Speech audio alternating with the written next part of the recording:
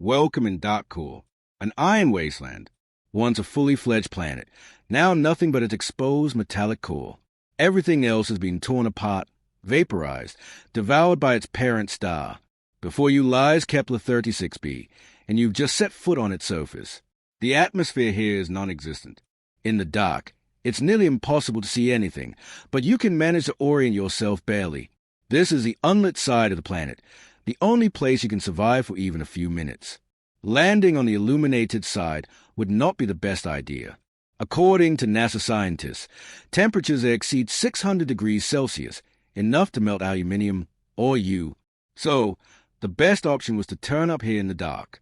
Every step demands enormous effort. Gravity here is 1.5 times stronger than on Earth. Everything around you looks scorched and dead. Then in the distance, you spot the only faint source of light, a lake of molten magma that by all logic shouldn't exist on the planet's cold, dark side.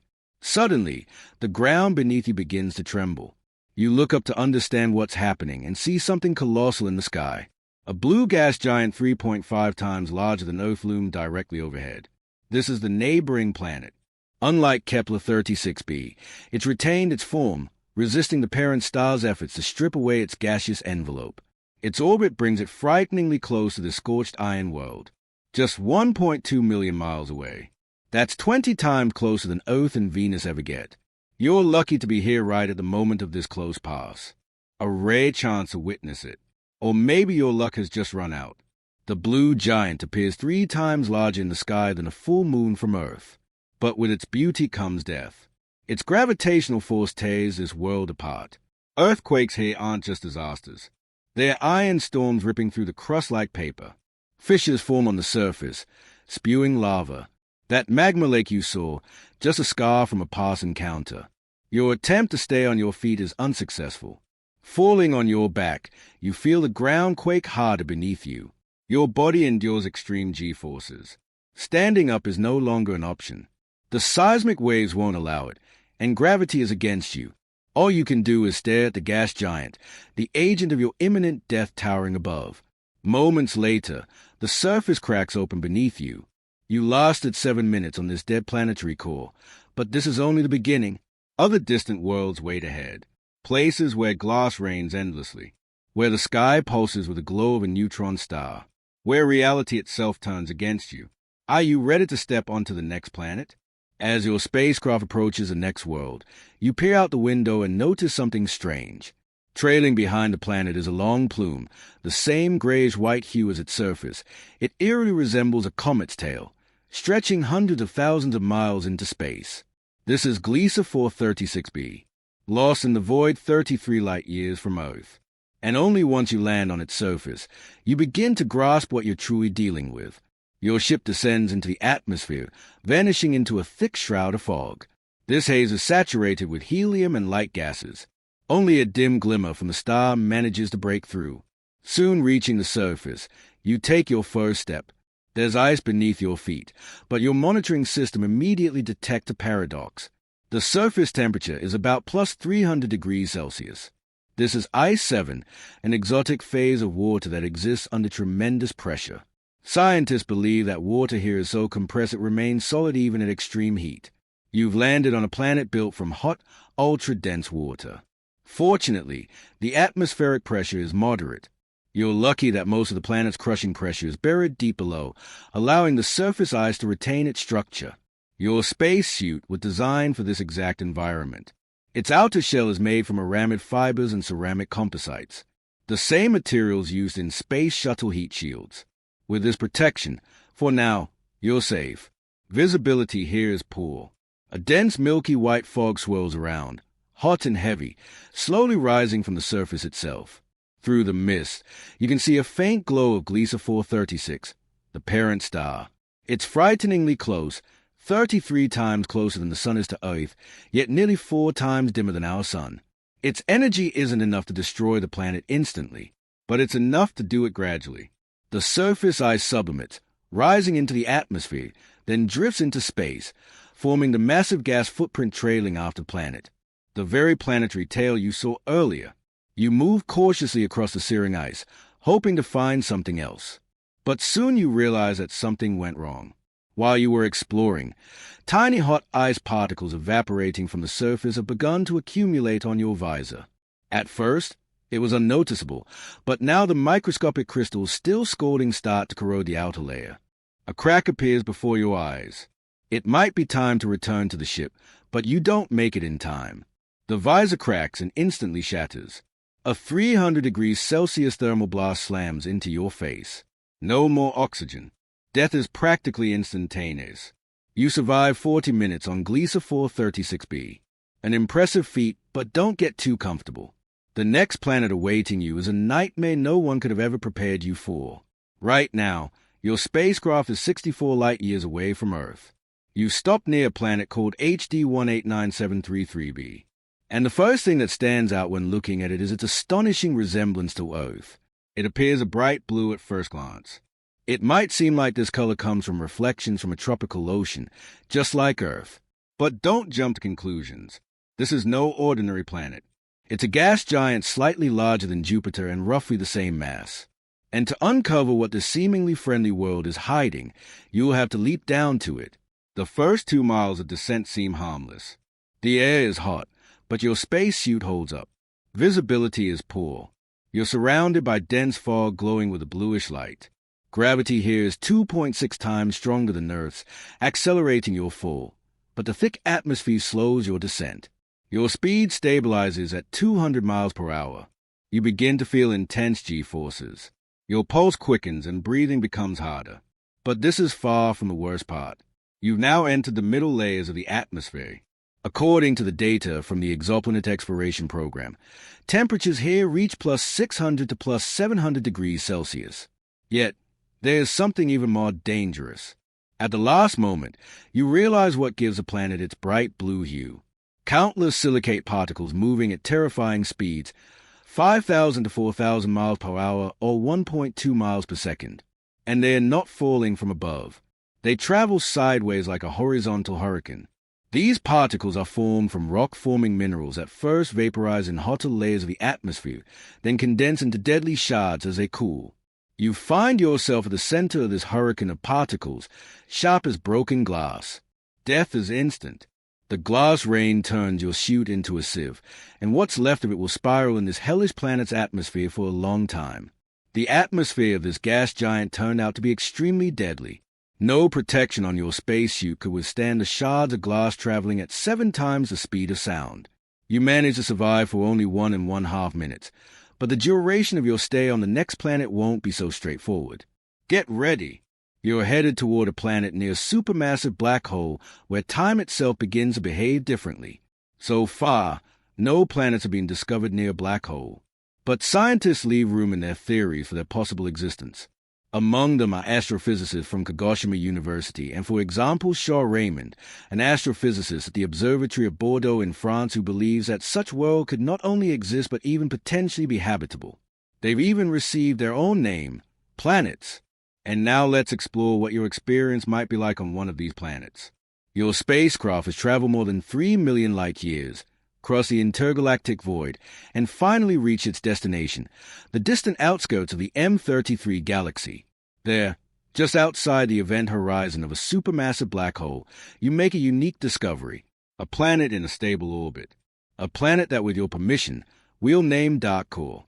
And the black hole, you can be the one to name it. This is your discovery. Your first steps on the surface are easy.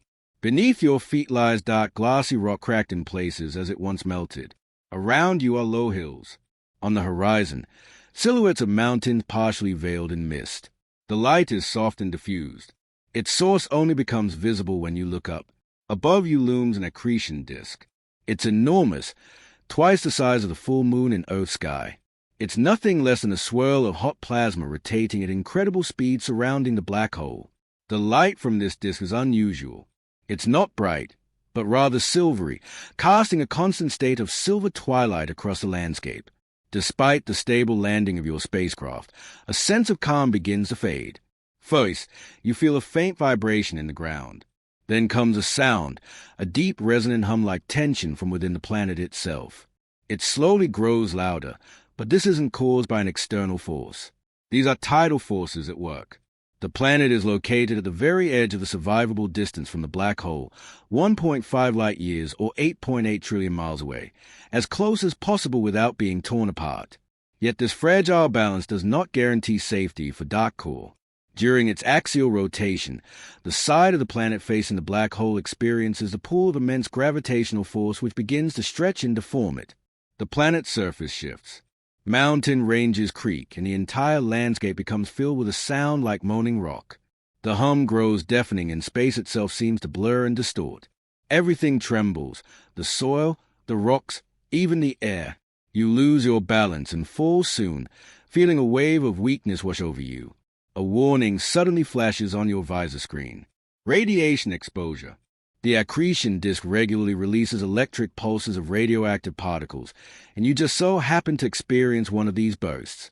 Your electronic system begins to shut down. Even with strong suit shielding, the penetrating radiation is fatal.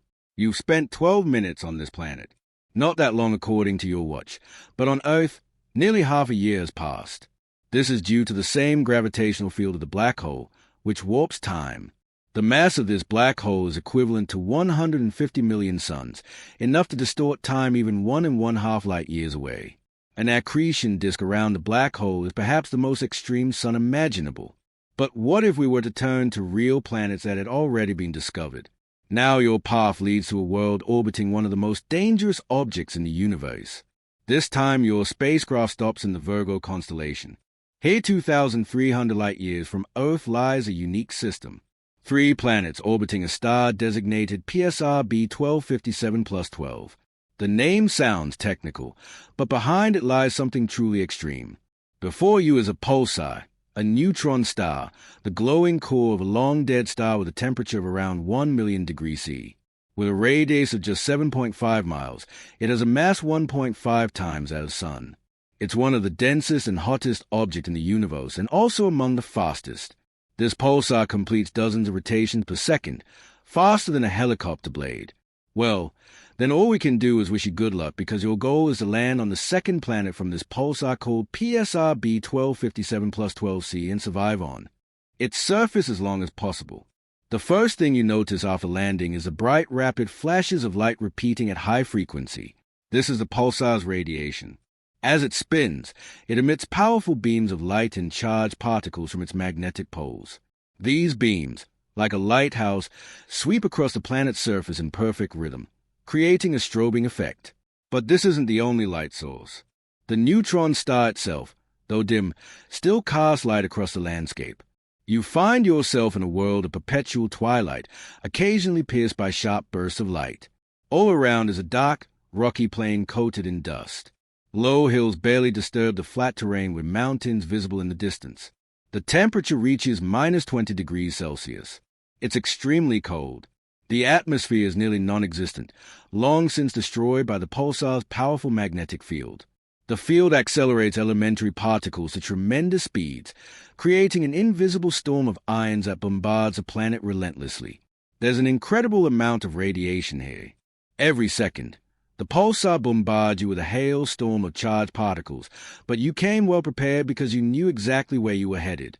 Your spacesuit is equipped with 3 protective layers. The outer layer, made of tantalum and tungsten, effectively blocks gamma and X-rays, forming a solid shield.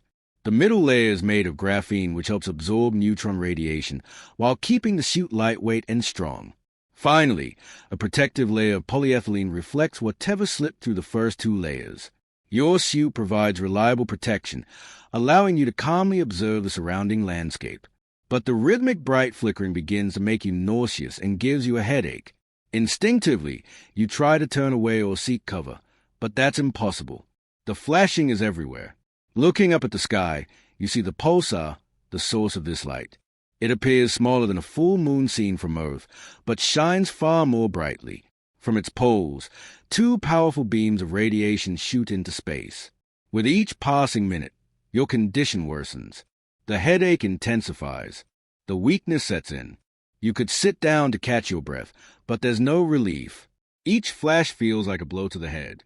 Moments later, you slowly collapse to the ground and die. Later, it will be determined that 13 minutes earlier, high-energy particles managed to penetrate the suit's defenses. The radiation burst disabled the suit's hazard alert system and slipped inside. Ionizing radiation began destroying your body from within, damaging cells and DNA. The initial symptoms were deceptively simple, consisting of nausea and headache, but what followed could no longer be stopped. You managed to survive on this world for 20 minutes, an impressive result. But can you last as long on the next planet? Be prepared. This time your main enemy won't be radiation, but monstrous gravity. You are now 3,185 light-years from Earth near a planet called Kepler 277b. It's 87 times heavier than Earth and 3 times its size, according to scientists from the Exoplanet exploration program. Its surface temperature is higher than any planet in the solar system, reaching up to 650 degrees Celsius. To handle these conditions, you're equipped with a special suit. Its outer shell consists of plates made from aluminium-titanium alloy that provides powerful thermal insulation while weighing only half as much as steel. Additionally, the suit is fitted with a powerful hydraulic exoskeleton that supports your entire body, including your neck. Lastly, you must take hyperbaric medication that will help your cells adapt to the planet's low oxygen levels, since circulation in your body will be significantly impaired due to the immense gravity. Now, you're ready to land on the planet. You carefully exit your ship and step onto the surface of Kepler 277b. The atmosphere here is a yellow-orange color, and beneath your feet lies a surface made of stone and iron. Almost the entire planet consists of these materials, explaining its colossal mass. The landscape is flat, a wasteland stretching as far as the eye can see. The suit exoskeleton firmly supports your body and aids in movement. But even with its hydraulic assistance, every step takes tremendous effort. You feel your foot sink 1.5 to 2 in into the rocky surface. Each step leaves a deep imprint as if you're walking through snow. And that's no surprise given the gravity here is 10.5 times stronger than on Earth. Considering your Earth weight of 180 pounds plus the suit weighing 550 pounds with its exoskeleton and thermal protection, your total weight on this planet reaches 7,600 pounds. The strain on your body is overwhelming. Your heart is at its limit, but blood flow slows. Your brain is starving for oxygen, making your vision blur, causing a growing ringing in your ears. Dizziness beginning to take over. The exoskeleton holds your body up, but you can feel it compressing into the armor tighter with every second. You take one more step, and it's one too many. Weight and gravity win. You collapse. With such mass and gravity, the impact with the surface is comparable to falling from an enormous height. You're essentially pressed into the rocky ground. Rising to stand is no longer possible. On this planet, you manage to take 12 heroic steps and survive for 1 minute and 30 seconds. The trial was unimaginably difficult, and now you face the final destination in your planetary survival challenge. And if you've even the slightest fear of depth or water, you might want to start worrying now. The name of this planet is TOI 452b. Located 100 light-years from Earth, the planet is 1.5 times larger than Earth and 4 times heavier. Its main feature is water. Studies of this planet by NASA specialists have shown that water is not just abundant here. There's an unimaginable amount of it. For reference, on Earth, water makes up less than 0.1% of the planet's total mass. On TOI 1452b, it's a full 30%. This means there's about 7,000 times more water on this planet than on our home planet. There's nowhere to land. Water completely covers the entire planet, so you've got no choice but to swim. Once in the water, you don't notice anything unusual. It resembles the ocean waters of Earth. There's some movement on the surface, but thanks to your spacket and flotation vest, you confidently stay afloat. But after just a few minutes of swimming, you notice something strange on the horizon. Something that looks like a blue wall appearing all of a sudden and rapidly approaching. After a minute, it becomes clear it's a wave about 200 feet high. These waves are a result of powerful seismic activity on TOI 452b, and they continuously sweep across the entire planet. There's nowhere to run. The wave completely envelops you, leaving no chance to escape. Water is everywhere. You start to feel it crushing your suit. This is the end. You lasted 7 minutes in your final trial on this journey through the most extreme exoplanets. And now it's time for the next stage. We're heading to the planets of our own solar system. And believe me, some of them will prove no less dangerous and perhaps even more terrifying. In 1982, The Soviet spacecraft Venir 13 broke through the poisonous clouds of sulfuric acid and landed on the surface of the most unforgiving planet in the solar system, Venus. The pressure there is enough to crush a submarine. The heat melts lead and the sky is shrouded in clouds saturated with acid. Yet, even in this hell, Venir 13 survived for a record 127 minutes, transmitting images and data until the extreme heat and unbearable pressure destroyed it. The probe was designed to withstand any earthly catastrophe, but Venus proved to be far more formidable than scientists had imagined. Now imagine a human standing on the surface of this infernal world. How long would they last, and what would kill them first? Let's find out. If you were to instantly appear on the surface of Venus without any protection, you wouldn't even have the chance to see anything. Death would be almost immediate, and not because of the extreme temperature or the sulfuric acid in the atmosphere. The colossal pressure would kill you first. The atmospheric pressure on Venus is comparable to being submerged 3,000 foot underwater. This pressure would instantly crush your body. However, it's probably fair to say you'd prefer to be equipped with a spacesuit built using the same technology as the Venir 13 probe. In that case, welcome to Venus. The first thing you'd notice as you look around is a dense yellow-orange gloom surrounding you. Due to the thick atmosphere filled with carbon dioxide and sulfuric acid clouds, sunlight is heavily diffused, plunging the planet into a perpetual twilight. But that's hardly an issue. There's not much to see anyway. Just barren plains covered in volcanic rock, cracks, and stones. Your spacesuit is reinforced with durable titanium plates capable of withstanding 90 atmospheres of pressure. This adds considerable weight, and you'll feel it here since Venus's gravity is only 10% lower than Earth's, so the difference is barely noticeable. The thermal protection of your suit must be as advanced as possible, and for good reason. Venus is the hottest planet in the solar system with a surface temperature of 470 degrees Celsius. Worse still, the heat is inescapable even on the dark side of the planet.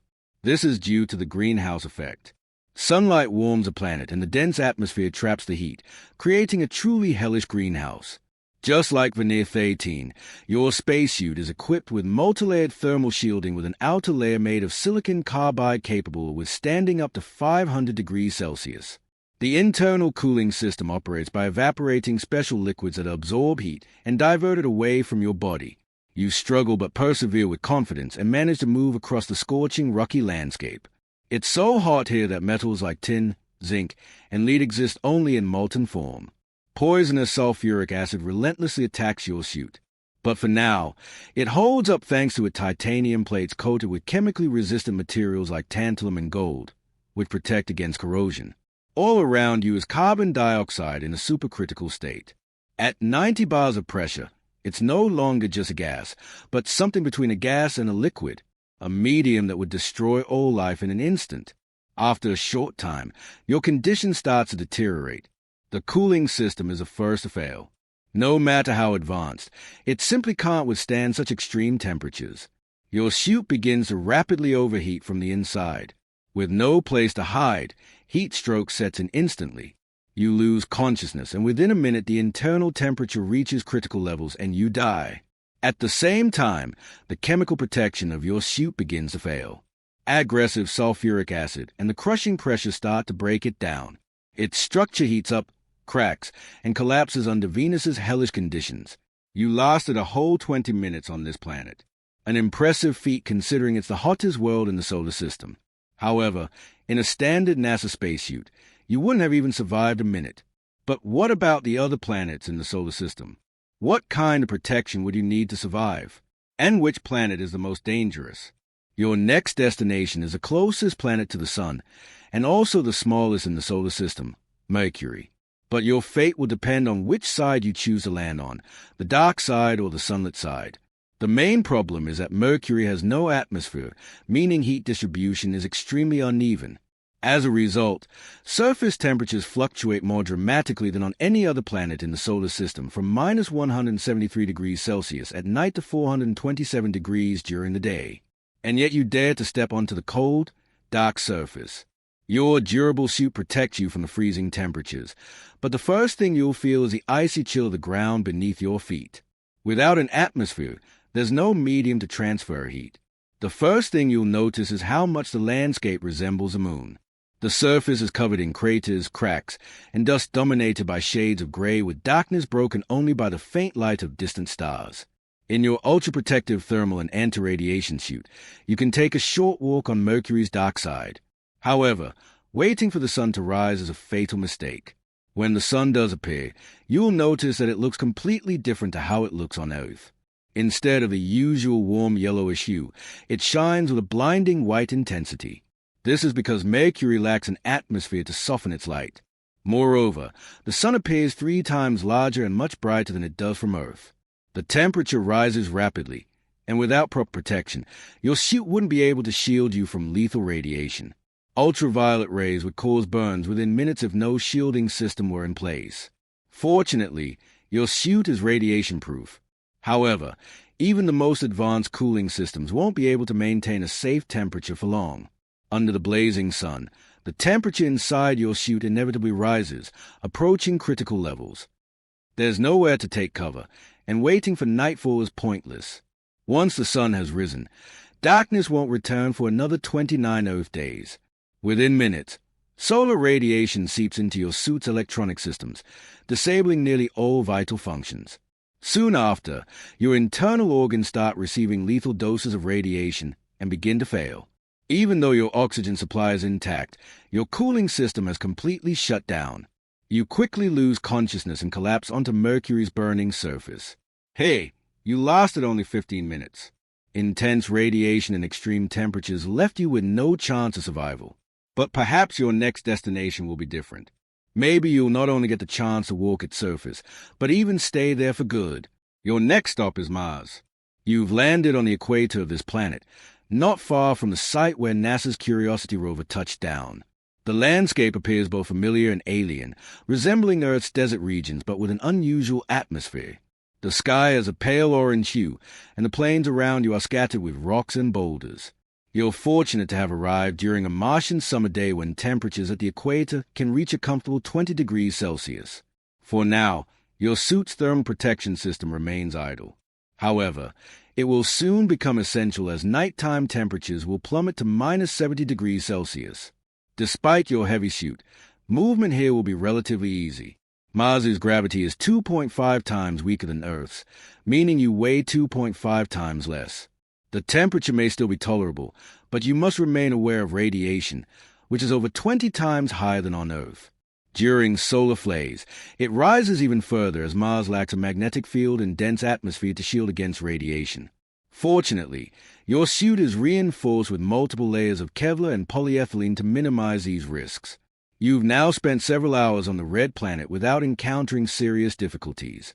It seems nothing is stopping you from settling in and constructing a small underground shelter. However, this is far from an ideal plan. The longer you remain on Mars, the more its low gravity and intense radiation will weaken your health. This dangerous combination will slowly degrade your circulatory system, increase the risk of cardiovascular disease, and even impair brain function. After 10 hours on Mars, your oxygen supply has been depleted. Successfully returning to your spacecraft, you leave the red planet behind. But your next destination is truly exhilarating.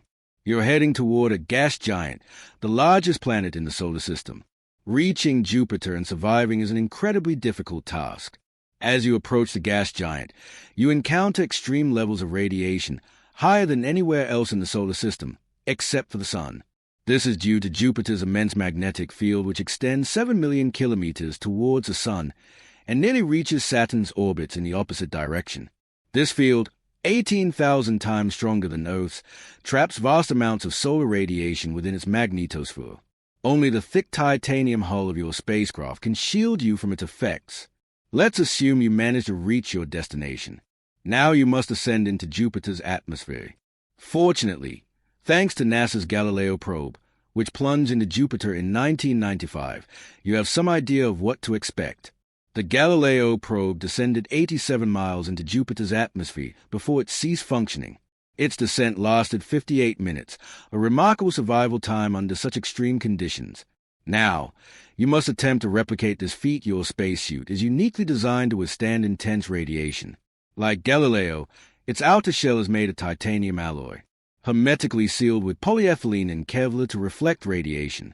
To counteract immense pressure, the suit has a multi-layered shock-absorbing system that distributes force evenly. Finally, you make the jump toward Jupiter. The first thing you encounter is ammonia clouds located 12 miles above the planet's theoretical surface. The temperature here is below minus 100 degrees Celsius. Though it's unimaginably cold, your suit is equipped with thermal insulation, and you quickly fall past this freezing layer. Within a minute, temperatures begin to rise and atmospheric pressure approaches Earth's. You're almost at Jupiter's surface. But what awaits you next are catastrophic winds reaching 370 miles per hour which hurl you into a massive vortex. Your suit holds, but your body cannot withstand the immense G-forces and you do not survive. Even then, the winds and lightning strikes, some spanning over 600 m, fail to destroy your suit, so it continues its descent. With every passing mile, temperature and pressure intensify. Within minutes, your lifeless spacesuit reaches the water cloud layer, where temperatures hover around 0 degrees Celsius. In another 2 minutes, you descend into a depth of 87 miles, where the temperature has risen to 150 degrees Celsius, and the pressure is 24 bars. This is the same depth where Galileo stopped transmitting. You lasted only 3 minutes since entering Jupiter's atmosphere, far too little time to witness anything extraordinary. However, had you chosen one of Jupiter's most fascinating moons, Europa, your fate may have been different. This time, you stand firmly on solid ground. Beneath your feet lies a thick ice crust 9 to 15 miles deep, concealing an ocean of liquid water. The temperature here is a staggering minus 150 degrees Celsius, almost as cold as Mercury's dark side. You find yourself on an endless frozen wasteland about the size of Earth's moon. Its smooth surface guarded by countless cracks. There's no atmosphere and the radiation from Jupiter is extreme. Your suit protects you, but not for long. Due to Europa's weak gravity, your weight is 7.5 times less than on Earth, allowing you to move effortlessly despite your heavy suit. In the distance, you spot a massive geyser, spewing water vapor 120 miles into space. The ice beneath your feet trembles and you collapse, not from an earthquake, but because radiation has disabled your oxygen supply. Your vision darkens, dizziness sets in, and you soon lose consciousness. The irony, Europa has plenty of oxygen. It generates about 26 pounds of oxygen per second as Jupiter's radiation splits water molecules on its surface, but you won't be able to breathe it. Soon, the radiation destroys your suit entirely. You survive 15 minutes on Europa, the same amount of time you endured on Mercury. Now, a different gas giant awaits you. Through the spaceship's window, you see a planet you instantly recognize by its magnificent rings. You're approaching Saturn. Just like Jupiter, landing on this planet is impossible. But curiosity takes over, and once again, you're ready to take the risk. Donning a massive spacesuit with reinforced radiation protection, you prepare to jump. Already in the upper layers of the atmosphere, you're greeted by a familiar sight, an aurora. Similar to Earth's northern lights, it appears due to the interaction of the planet's magnetic field with charged particles. Surprisingly, your instruments are still functioning, and your descent continues. After some time, you enter the troposphere, the lower atmospheric layer of Saturn, stretching 150 miles. Here, the weather conditions showcase their full power. Hurricanes and winds reach speeds of 1,300 feet per second, many times stronger than Earth's most destructive storms. It is in this layer that the reason behind Saturn's yellow appearance from space becomes evident. The answer lies in dense clouds composed of ammonia crystals. Even the slightest breach in your suit in this toxic environment would be instantly fatal. Near Saturn's hypothetical surface, temperatures drop to minus 200 degrees Celsius. This extreme cold immediately coats your suit in ice and your electronic devices begin to fail. It seems like the end, yet you're still conscious. Darkness surrounds you since hardly any sunlight reaches this depth. Before long, the increasing pressure starts to deform your suit. With each passing moment, breathing becomes harder until the crushing force finally destroys your protection. You perish. You manage to survive for 5 minutes while falling into Saturn, slightly longer than on Jupiter. But just like Europa, Saturn has a much more promising landing candidate. Its moon, Titan, the only satellite in the solar system with a dense atmosphere. Stepping onto its surface, the thought that you're no longer endlessly falling into a gas giant is comforting. It truly warms your soul figuratively and literally, since Titan's temperature is a relatively mild minus 180 degrees Celsius. To ensure survival, your spacesuit is covered in highly reflective materials that effectively repel the cold. Inside, it's lined with silica aerogel, an excellent insulator that blocks extreme temperatures and maintains thermal stability. However, visibility here is poor due to an atmosphere rich in organic compounds casting everything in a yellowish haze. This will prevent you from seeing Jupiter or other celestial bodies in the sky. But moving on Titan is relatively easy since its gravity is about 1/7 of Earth's. Even in a heavy suit, you'll feel comfortable.